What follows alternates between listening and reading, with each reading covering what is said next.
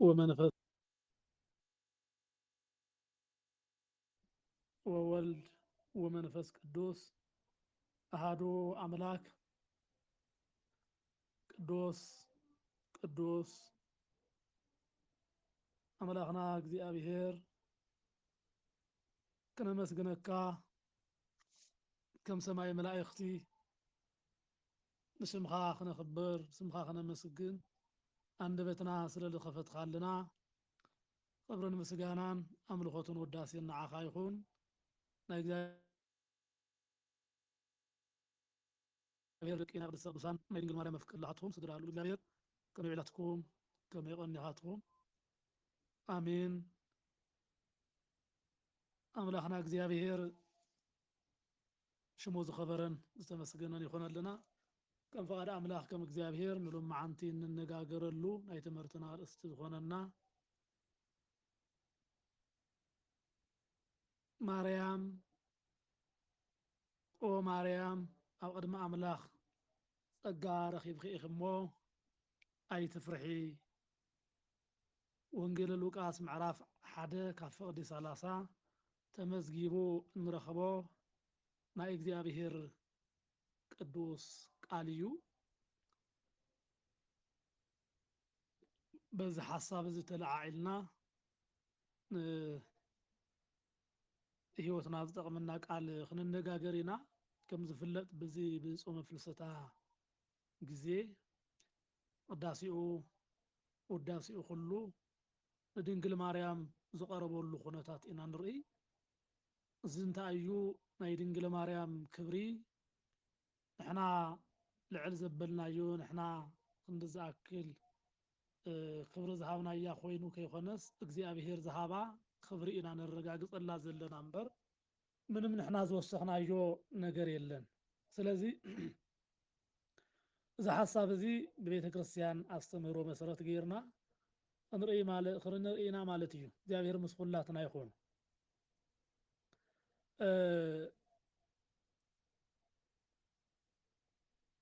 ኣብ መጽሓፍ ዝሓሳብ እዚ ክንርኢ ከለና ኣይትፍርሒ ዝብል ኣሎሞ መላእክቲ ካብ ሰብ ብዝለዓለ ተፈጥሮኦም እግዚአብሔር ዝተፈጥሮ ዋላ እንተኾነ ተፈጥሮኦም ሓያል ስለዝኾነ ኣብ ቅድሚ ሰባት ክመፁ ከለው ናይ ምድንጋጽ ጉዳይ ይገጥም እዩ ስለዚ መልአኽ እግዚአብሔር ናብ ድንግል ማርያም ክመጽእ ከሎ እግዚአብሔር ዝለኣኾ ንድንግል ማርያም አረጋጊዑ ብስራት ከብስራ ስለልተለኣኸ ንሆ ቅዱስ ገብርኤል ናብ ኣኽመጽ ከሎ ቃል እዚ ተናጊዋሎ ማለት እዩ ቅዱስ ገብርኤል ንኹላትና ይብጽሓና ሰናይ ብስራቱ እውን ንኹላትና ይብስረና ኦ ማርያም ኣብ ኣምላኽ ቅድሚ ጸጋ ረኺብከ ኣለኺ ስለዚ ኣይትፍርሒ ክብል ነገራ እዚ ኣረጋጊዖም ዝናገረሉ ምኽንያት ቅዱሳን መላእክቲ ንድንግል ማርያም ጥራይ ከይኾነስ ኣብ ኩሉ ግዜ ኣገልግሎቶም ናይ እግዚአብሔር ሰባት ናብ ዝኾኑ ክመጹ ከለው ኣረጋጊዖም ኣጸናኒዖም እዮም እዚ ብስራት ዘብስርዎም ማለት እዩ ስለዚ ቅዱስ ገብርኤል እውን ንድንግል ማርያም ከብስራ ከሎ ክነግራ ከሎ ካብ ኣምላኽ ካብ እግዚአብሔር ቃል ተቀቢሉ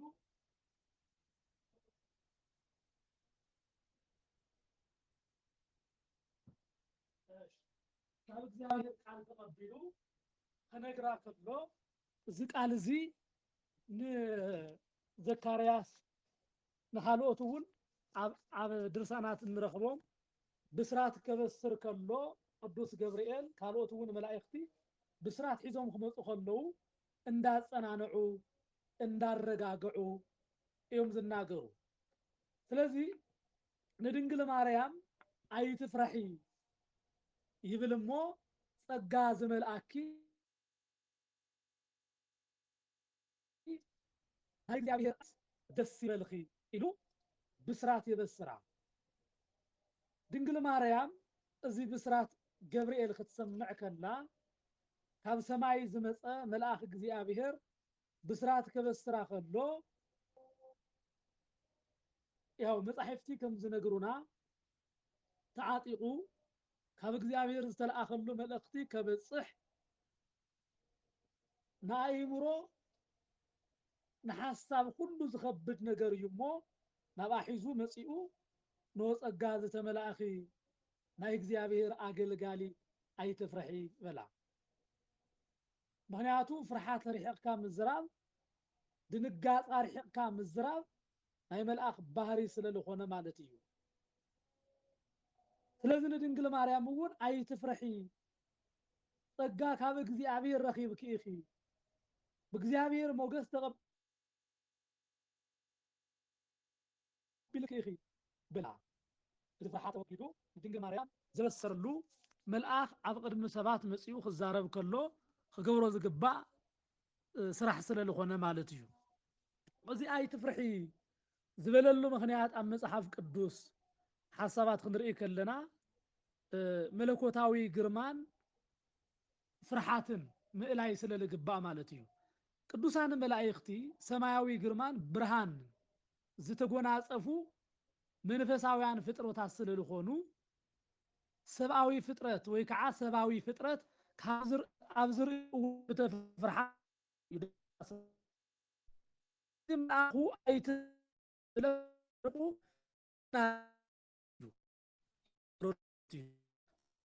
ንድንግል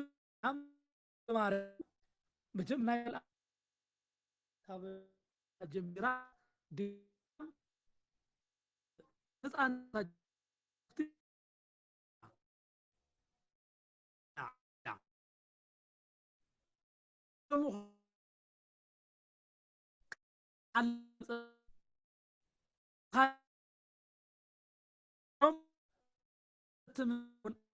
ምህሩ ኖ ድንግል ማርያም ትፍረሒ ንርኢ ማርያም ኣይኹን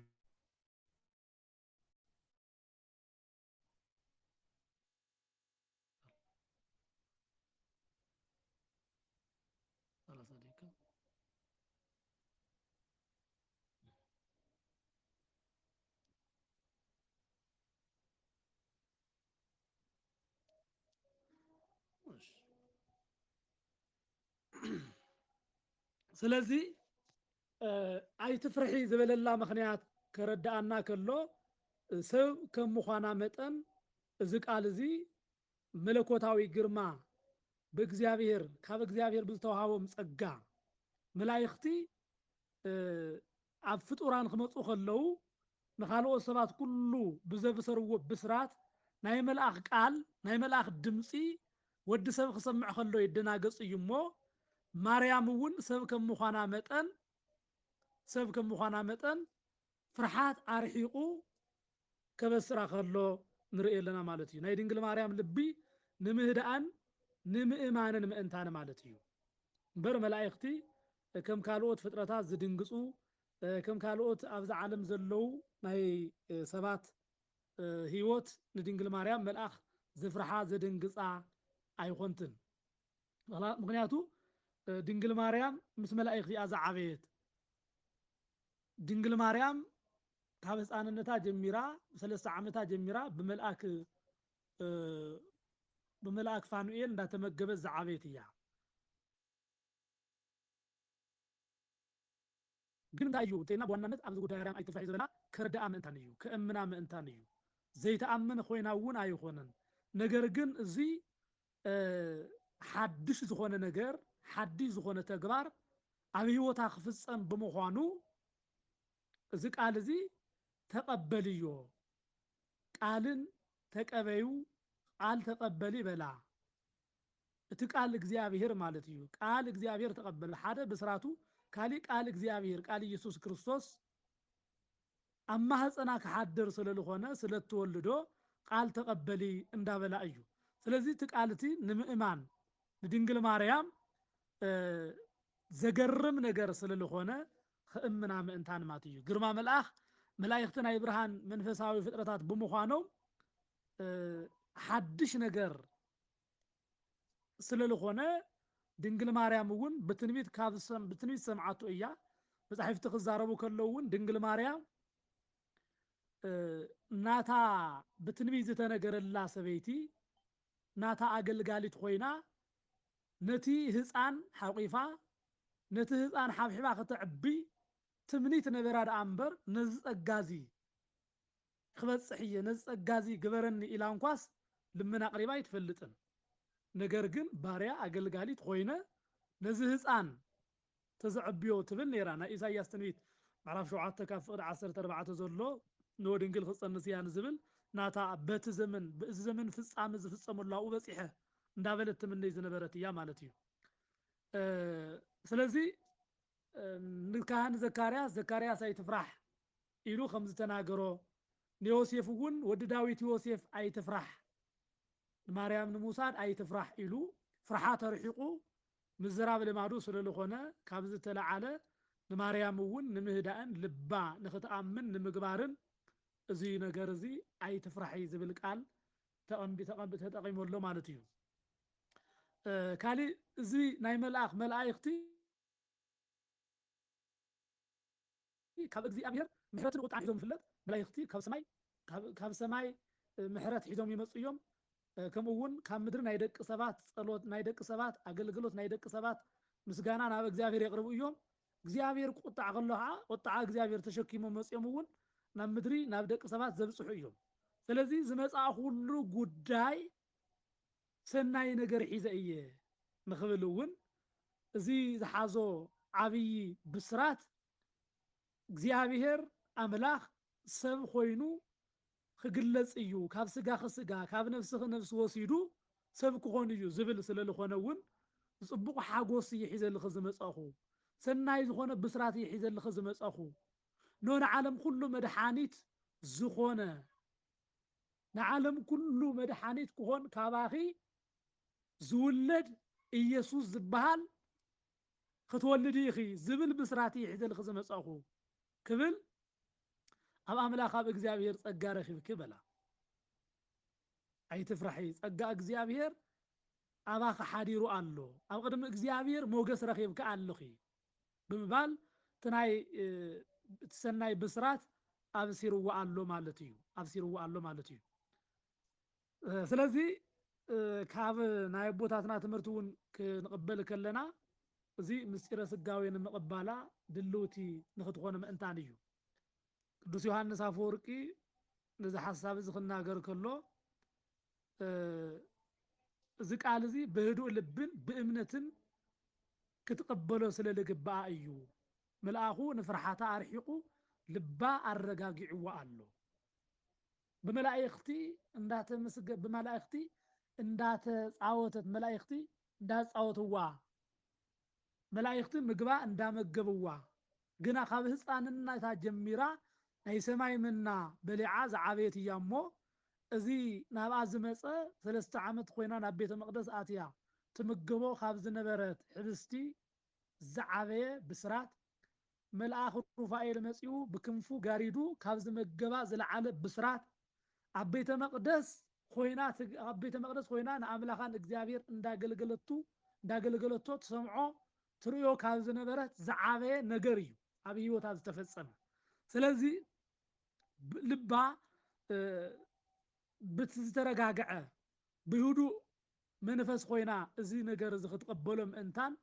ከምኡ እውን ምስጢረ ስጋዌ ናይ ኣምላኽ ሰብ ናይ ምዃኑ ጉዳይ ኣብኣ ስለ ልከናወን እዚ ነገር እዚ ልባ ተረጋጊዓ ንክትቀበሎ ምእንታን ብእግዚአብሔር ጸጋ ረኺብኪ ኢኹ እሞ ኣይትፍርሒ ክብል ከሎ ንርኢ ኣለና ማለት እዩ ካሊእ እዚ ንድንግል ማርያም ኣይትፍርሒ ዝበለላ ምኽንያት ናይ ሄዋን ፍርሓት ንምርሓቅ እዩ ደቂ ኣንስትዮ ወይ ከዓ ኣዴና ሄዋን ብዲያብሎስ ተንኮልን ምኽርን ተሰሓሒታ ስለ ዝነበረት ከምኡ እውን ኣዳም ናታ ሓሳብ ተቐቢሉ ኣብ ልቦናኡ ፍርሓት ከውድቐሉ ዝኽእል ሓጢኣት ፈፂሙ ነይሩ እዩ አዳምና ሔዋን ኣብ ሂወቶም ብፍርሓት ዝተመልአ ሂወት ይመርሑ ነይሮም። ቃየል እውን ክንርኢ ከለና ንሓዉ ክቀትሎ ከሎ ብሓጢያት ምክንያት ፈራሕን ድሁልን ኮይኑ ነይሩ። ኣብ ምድሪ ዘሎ እፅዋት ኣብ ምድሪ ዘሎ ኣግራባት ኩሉ ናይ ኣግራባት ድምፂ እንተሰሚዑ ሰማይ ድብልብል እንተይሉ ኩሉ ይድንግፅን ይበራበርን ነይሩ ዲያብሎስ ቃየል። ምክንያቱ ሓጢያተኛ ስለ ዝነበረ ማለት እዩ። ሓጢያተኛ ስለ ዝነበረ ብሓጢያት ምክንያት ኣብ ኣዳምን ኣብ ደቂ ደቁን ኩሉ ፍርሓት ተመሊኣ ነይራ። ፍርሓት እግዚኣብሔር ካባና ክርሕቕ ከሎ ዝመፃና ጉዳይ እዩ። ብዙሓት ሰባት ብእግዚኣብሔር ይእመንሉ ኣብ ዝነበሩሉ እዋን ብምንም ነገር እምነት ኣለዎም። ሰራዊት ከይኸበቦም ኣብ ኣውላላ ሜዳ ኮይኖም እንከይተረፈ ፍርሓት ኣይስምዖምን ብእግዚኣብሔር ዝኣምኑ። ካብዚ ዝተለዓለ ገዳማውያን ኣቦታትና ኣብ ጫካ እንዳነበሩ ኣብ በዓቲ እንዳነበሩ ሓሻ ሰራዊት መፅኡ ይኸልዕን እዩ ዝብል ፍርሓት የብሎም። ሕሰብዎ ገዳም ማንም ሰብ ኣብ ዘይብሉ ገዳማውያን እውን እንተሃልዮም ነንበይንቶም ብተፈላለዮም ብርሕቕ ዝነብሩሉ ሂወት እዩ ዘሎ። ግን ኣይፈርሑን። ንሕና ከዓ ብብዙሕ ነገር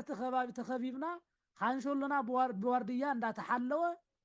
ሰበስልጣናት ኮይኖም እውን ብብዙሕ ዕጥቂ እንዳተሓለው ምናልባት ክንሓድረሉ ኢና ዝብልዎ ገዛ ገዲፎም ናብ ካልእ ቦታ ክሓድሩ ይኽእሉ።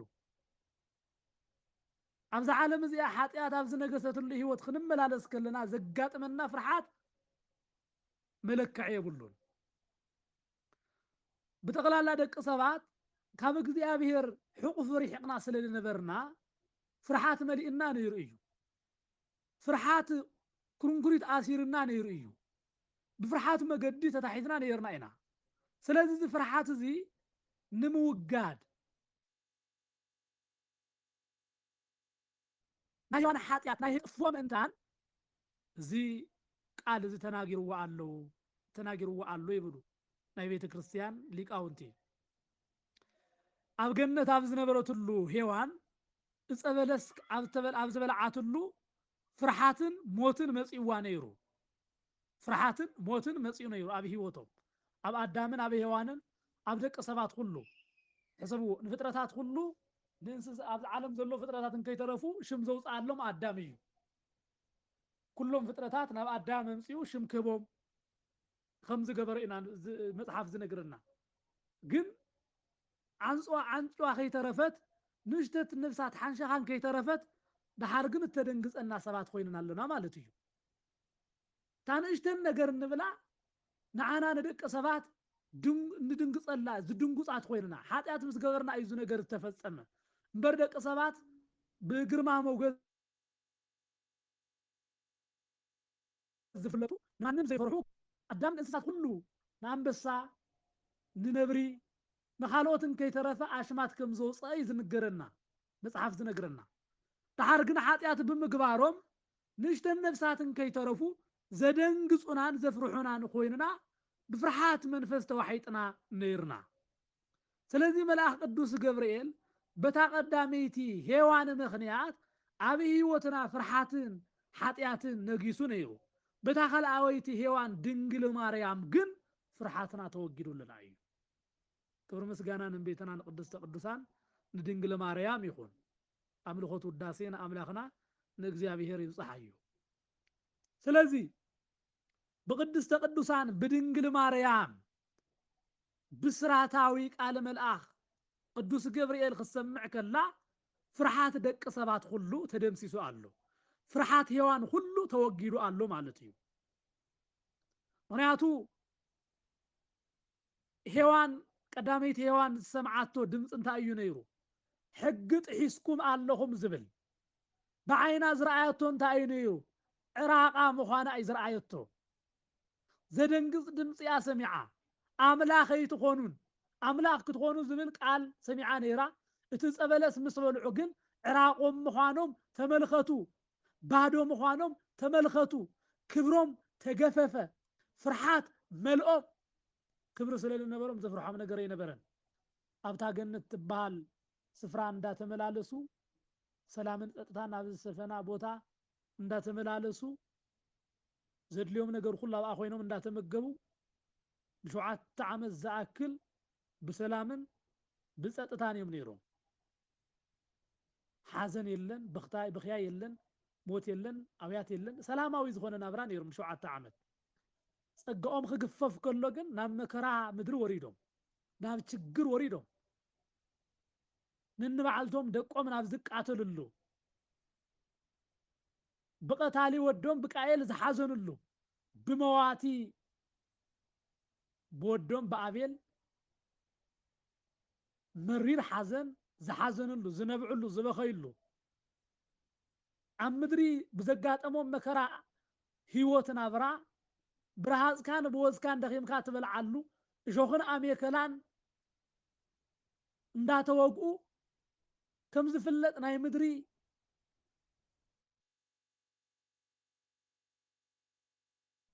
ጎደስታን ተይባትና ድከራን ሓዘንን እያ ትላብሰና እሞ በዚ ኩሉ መከራ ተኸቢቦም ዝነበሩሉ ህይወት እዩ። ቀደም መላእክቲ እግዚአብሔር እንዳመፁ መልእክተኛታት እግዚአብሔር እንዳመፁ ይጉብንይዎም ከም ዝነበሩ ኣብ ገነት ኣብ ዝነበሩሉ እዋን ካብ እግዚአብሔር መላእክቲ እንዳመፁ ዋዕላኦምን ከይተረፈ ኣነባብሮኦምን ከይተረፈ ብመልኣኽ ተዓጅቡ ዝነበረ ህይወቶም ተሪፉ ብድንጋፀ መንፈስ ዝነብሩሉ ህይወት ረኺቦም ስለ ዝነበሩ ኣብ ዓብይ ሓዘንን ኣብ ዓብይ ጭንቀትን ይመላለሱ ነይሮም። ቅዱስ ገብርኤል ንድንግል ማርያም ከብስራ ከሎ እዚ ኩሉ ነገር ናብ ሰላም ተለወጠ። ጓል ኣንስተይቲ ሽማ እስካዕ ዘይፅውዓሉ ከንቱ ዋጋ ትርጉም ከም ዘይብላ ኣብ እትቁፀረሉ ዘመን እዩ ነይሩ ቅድሚኡ። ብድሕሪ ድንግል ማርያም ግን ናይ መልኣክ ቅዱስ ገብርኤል ብስራት ምስ ተሰምዐ ግን ኣብ ዓለም ኮነ። ስለዚ ኣይትፍረሒ በላ። ናይ ቀደም ናይ ኣዲኣ ናይ ሄዋን ፍርሓት ከም ዘርሓቆ ከም ዝደምሰሶ ክነግረና ከሎ እዩ። በቲ ፍርሓት ምትካእታ በቲ ፍርሓት መተካእታ በቲ ምድንጋፅ መተካእታ ንሰባት ሰላም ከም ዝሃበ እዩ እምበር ድንግል ማርያም ናይ መልኣክ ድምፂ ዘፍርሓ ይኮንትን። ኣብ 3 ዓመታ ምግቢ ሰማይ ወይ ከዓ መና ሕብሽቲ ኣውሪዱ መልኣክ ገብርኤል ዝመገባ እያ። ኩሎም ዘካርያስ፣ ሃና፣ ኢያቄም እቶም ኣገልገልቲ ኩሉ ቀሪቦም ንዓና እዩ ዝመፀ ኢሎም ተስፋ ኣብ ዝገበሩሉ እዋን ነገር ግን ንዓኣቶም ከም ዘይኮነ ተነጊርዎም፣ ንዓኣ ግን ብሓደ ክንፉ ሸፊኑ ዝመገባ ቅድስቲ ስለ ዝኾነት መላእክቲ ኣየደንግፅዋ። ድምፂ መላእክቲ ናይ መላእክቲ ህይወት ናይ መላእክቲ ኣነባብራ ንዓኣ ሓድሽ ኣይኮነን። ምክንያቱ መላእክቲ ናብኣ እንዳመፁ እንዳፀበትዋ ስለ ዝነበሩ ከመዝ ነበርኪ 12 ዓመተ ኣብ ቤተ መቅደስ 12 ዓመት ክትነብር ከላ መላእክቲ እንዳረጋጋዕዋ መላእክቲ እንዳፀናንዕዋ እያ ዝነበረት እሞ መላእክቲ ኣደንጊፆምዋ ከይኮነስ ፍርሓት ደቂ ሰባት ፍርሓት ሄዋን ብድንግል ማርያም ኣቢሉ ወይ ከዓ ንድንግል ማርያም ብስራት ኣብ ዝነግረሉ ብስራት እግዚአብሔር ክትወልድ ኢኺ ዝብል ቃል ኣብ ዝሰምዓትሉ ውርደትን ፍርሓትን ደቂ ኣንስትዮ ከም ዝተወገደ እዩ ዘመልክተና ማለት እዩ። ባህሊ መንገዲ እዚ ሰላምታ እዚ መላእክቲ ቅድሚ ሕዚ 12 ዓመት ኣብ ቤተ መቅደስ ኣብ እትነብረሉ እዋን ከምዚ ዝበለ ብስራት ሰሚዓ ኣይትፈልጥን። ሓድሽ ሰላምታ እዩ፣ ሓድሽ ብስራት እዩ። ስለዚ ዝደንገፀትሉ ምክንያት እውን እዚ እዩ። ዝደንገፀትሉ ወረያ ደንገፀት እምቃሉ ወሃለየት ወትቤ ካብ ቃሉ ዝተለዓለ እምቤተና ድንግል ማርያም ደንገፀት እዩ ዝብለና። ዝደንገፀትሉ ምክንያት እዩ እንተይልና ካብ ኣእምሮ ንላዕሊ ስለ ዝኾነ እቲ ነገር ማለት እዩ። ካብ ኣእምሮ ንላዕሊ ኣብ ድንግል ማርያም ዝተሓሰበ ኣብ ድንግል ማርያም ዝተገብረ በአምላኽ ኣብኣ ክኾን ክፍፀም ዝተኣዘዘ ነገር ካብ ኣእምሮ ንላዕሊ እዩ ካብ ኣእምሮ ንላዕሊ እዩ ሓሲባቶ እውን ዘይትፈልጥ ስለ ዝኾነ ዓንቶ ከም ዝበልናዮ እዩ እምበር ንሳ ንኣምላኽ ወሊዳ ሓደ መዓልቲ ንኣምላኽ ናይ ኣምላኽ ኣዶ ክበሃል እየ ዝብል ሓሳብ ኣይነበራን ስለዚ ምናልባት እዚ ሓሳብ እዚ ሰብ እያ እሞ መላእክቲ ከም ዘረጋግዕዋ ብኣምላኽ ከም ዝተመረፀት ኩሉ ዲያብሎስ ከዓ ናብቶም ዝተመረፁ ኩል ግዜ ናይ ጥፍኣት ሓሳብ ናይ ጥፍኣት ተንኮል የምፅእ እዩ እሞ ከምኡ እውን ኣብ ሂወታ ፈተና ብብዙሕ ግዜ ዝሓለፈትሉ ዘመን እዩ እንዳውም እዚ ቃል እዚ ክትሰምዓሉ ኣከባቢ ካብ ቤተ መቅደስ ኣይሁዳውያን ዘውፅኡላ ሰዓት እዩ ካብ ቤተ መቅደስ ኣውፂኦም ብሓዊ ከቃፅልዋ ዝፈተኑሉ ግዜ እዩ እዚ ብመንፈስ ኮይና እትፈልጦ ጉዳይ እዩ ስለዚ ዘይተመልደለመደ ሓሳብ ምጥርጣር ፅቡቅ እዩ ኢላ እያ ዝደንገፀት ጠርጥር ኣብ ገዓት ከይፀንሕ ሽንጡር ድዩ ዝበሃል ነገር ኣሎ ጠርጥር ገንፎ ላይ እንዳይኖር ስንጥር ምክንያቱ ንሳ እውን ሰብ እያ እሞ ነደይን ሔዋን ዘስሓታ ዶ መፂኡ ክኾን ኢላ እውን ተደናጊፃ እያ ስለዚ ዘይተለምደ ድምፂ ስለ ዝኾነ ሓድሽ ነገር ስለ ዝኾነ እዚ ሰላምታ እዚ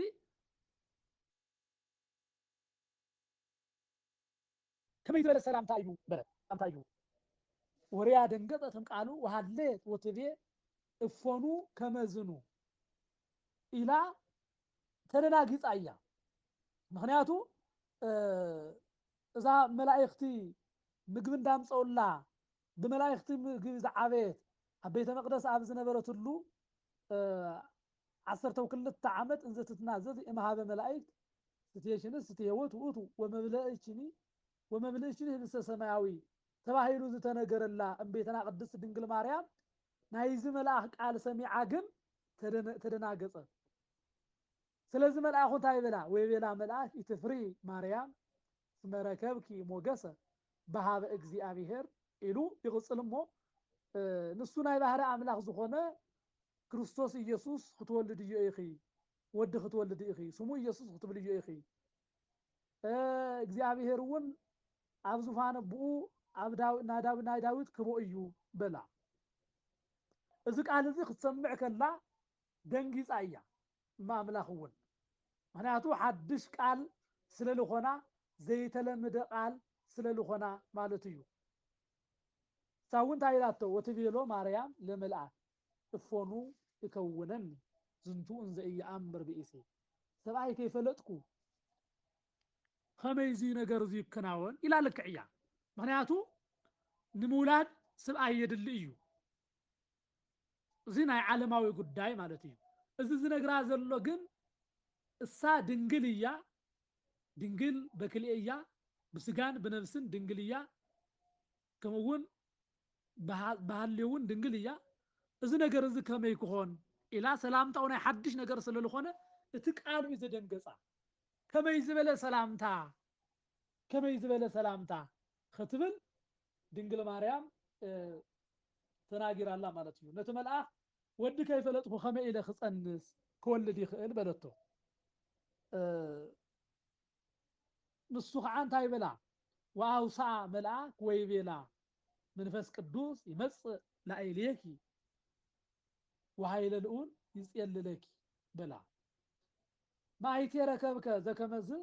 ብስራተ እንበለ ዘር እምድር ማይቴ ረከብከ ዘከመዝ ብስራተ እንበለ ዘር ምድር እትወተ እንበለ ምት እምድንግል ፅንሰተ በለቶ እዚ ዜና እዚ እዚ ብስራት እዚ ካብ የምፅእኻዮ ምድሪ ብዘይ ዘርኢ ክትበቁል ሰበይቲ ብዘይ ሰብኣይ ክትወልድ ከመይ ትኽእል ዘርኢ ከመይ ገይራ ከይተዘርአት ከተበቁል ሰበይቲ ምስ ሰብኣይ ከይተራኸበት ከመይ ክትወልድ ትኽእል ከመይ ዝኣመሰለ ብስራት ካበይ ከረኺብካዮ በለቶ እዚ ድንግል ማርያም ከምዚ ምባላ ኣነስ ኣይገብሮን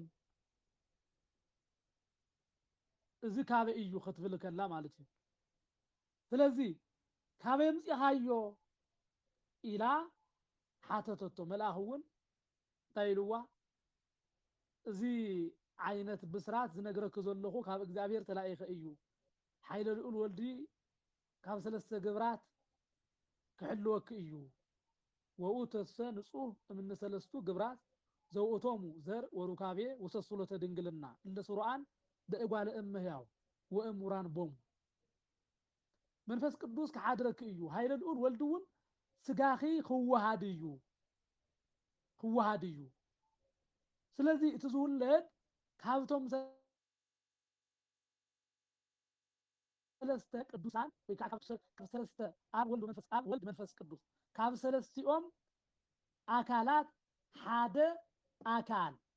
እግዚአብሔር ወልድ አካላዊ ቃል ኢየሱስ ክርስቶስ እዩ ስለዚህ እዝና እግዚአብሔር ስራሕ እዩ ክብላ ከሎ ኣብ መጨረሻ እንታይ ኢላቶ ወትቤ ማርያም ለመልአክ ወትቤሎ ማርያም ለመልአክ ነያ አመቱ ለእግዚአብሔር ይኩነኒ በከመ ትቤልን ተኸራኺራ ሐሳቡ መስቀለኛ ዝሆነ ሕቱ ሓቲታ ዘይተለምደ ሕቶ ኦምሊ ተጸጋ እግዚአብሔር ምሳኺ እዩሞ ዝብል ናይ ዓብይ ናይ ክብሪ ሰላምታ ሰሚዓ እቲ ቃል ዋላን ተገረማ ዳሓር ግን መልአኹ ዝበላ ቃል ምስክርነት ሂቡ ናይ ኤልሳቤጥ ኣብ ኣጋ እርጋና ወይ ከዓ ናይ ሙቆት ዝሓለፈላ ኣብ ዝኣረገትሉ ዘመን ዘካርያስ እውን ኣብ ዝዓበየሉ ዘመን ጓል ኣንስተይቲ ብሕልፊ ወርሓዊ ጽግያ ምርኣይ ወይ ከዓ ልማዳ አንእስ ምርኣይ ደው ካብ ዘበለትሉ ዕለት ኣይትጸንስን ተባሂሉ ብሰብ ካብ ዝነገረሉ ወይ ከዓ ኣሪጋ እያ ኣብ ተባሃለሉ ዘመን ኤልሳቤጥ ክትጸንስ ከም ዝኸኣለ ኖ ድማ መበል ሻድሻይ ወርሓ ከም ዝበጽሐ ነጊሩ بماسرجة بمرداتا آئمنا فعو دنقل ماريام اسمعلو نقر زي السآنو يخون اللي إلا تقبلت مالتي سلزي إذا حدش زي تلمد نقر سلالخونا ماريام أي تفرحي بلا ماريام أي تفرحي إزي قال إزي حدش يو نعاخي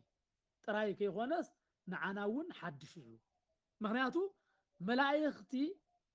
እዚ ነገር እዚ ንዓቶሙን ሓድሽ ነገር እዩ ቀድሚኡ ኣይኮነን ድሕሪኡን ክኾን ኣይኽእልን እዩ ስለዚ መላእክቲ ከም ነቢያት ብእግዚአብሔር ዝፈልጥዎ ሓሳብ ዋላ እንተኾነ ነገር ግን እቲ ተግባር ተፈጺሙ ክርእዩ ኣብ ምድሪ ዕርቂ ተፈጢሩ ملايختن دق سباتن እግዚአብሔር እንዳመስገኑ بحبرت ناي مسغانا ختما خوينا مدري ناي مقطعت ካብ ምዃን ሓሊፋ ناي مسغانا ناي ውዳሴ ناي ቅዳሴ ስፍራ ቦታ خوينا خريو ትምኒቶም ይነይሩ መላእክቲ ናትና ውድቀት ናትና ኣብ መከራ ምዃን ንዓኣቶም ፍጹም ሰላም ኣይሃቦምን ነይሩ ናይ መላእክቲ ካብ እግዚአብሔር ሒዞምዎ ዝመጹ ሰላም ተቋሪጽና ነይሩ እዩ ስለዚህ እዚ ቃል እዚ ንመላእክቲ ንነቢያት ከም ዝተነገሮም ሁሉ ብመንፈስ እግዚአብሔር ናይ እግዚአብሔር ስለልኾኑ ናይ እግዚአብሔር መናፍስት ስለልኾኑ ተላእክቲ ስለልኾኑ ነቢያትን ከይተረፈ መልእክቲ ሒዞም ዝመጹ ስለልኾኑ እዚ ሓሳብ እዚ ዋላ እንተፈለጥዎ ነገር ግን እቲ ነገር ክፍጸም ከሎ ግን እንታይ እዩ ቅዱስ መላእክቲ ከተማ መላእክቲ ረብሻ ዝተፈጠረሉ أن أبزبل اللوان ملاك قدوس جبريل أنا نقوم به الله ونسكن أمره لفتاري نسبله نديل كبس ندين نايسرات خير أدوك على تأتيو نبريز نبرنا ثلاثي أملاك سب كم زخون